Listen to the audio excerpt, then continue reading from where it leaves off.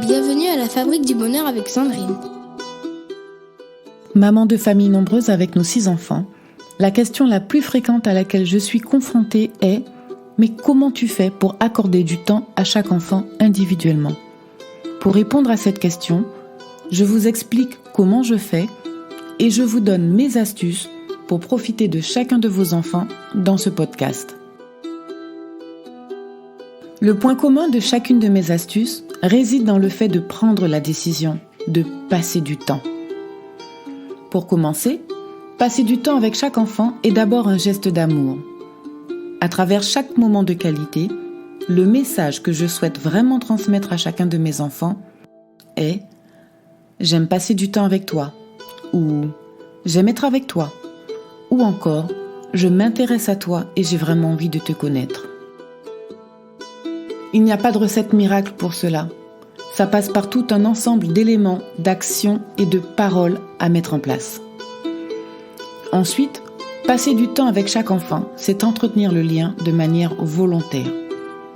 Quand ce moment a été volontairement choisi par les parents, l'enfant ressent d'autant plus le geste qui a été fait pour lui. Et cela vient renforcer le sentiment qu'il est important et qu'il est aimé. C'est pour cela qu'il faut être vigilant, pour éviter que le quotidien ne nous éloigne des relations qui sont importantes pour nous. Face à l'urgent et à la quantité de choses que nous avons à gérer au quotidien, il faut reconnaître que parfois nos priorités sont malmenées. Donc, attention, car cela est vrai aussi pour notre couple. Je vous laisse imaginer quand il y a plusieurs enfants.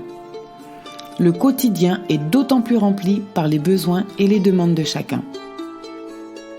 Passer du temps avec chaque enfant, c'est aussi une question d'attention.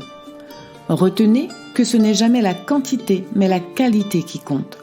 La présence des frères et sœurs n'empêche pas d'obtenir l'attention des parents. Un moment d'attention pleine et entière des parents, même avec les autres enfants présents, sera toujours de meilleure qualité qu'un moment d'attention à deux, partagé avec un téléphone portable par exemple. Ce qui compte, c'est surtout d'accorder régulièrement votre attention pleine et entière à vos enfants. Ça passe parfois par des moments à deux, ou à 3 avec les 2 parents, ou parfois par d'autres moments en famille. Enfin, passer du temps avec chaque enfant, c'est savoir être vraiment présent.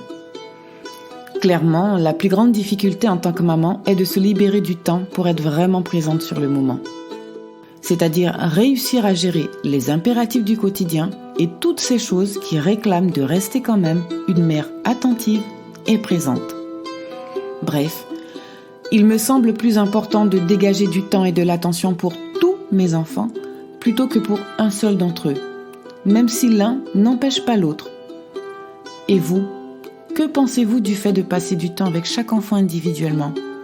Avez-vous des astuces ou des traditions familiales à ce sujet ? De mon côté, en bonus, je vous livre en détail 10 de mes astuces que vous trouverez en vous abonnant gratuitement sur mon site www.fabriquedb.com. Je vous dis à bientôt sur la Fabrique du Bonheur.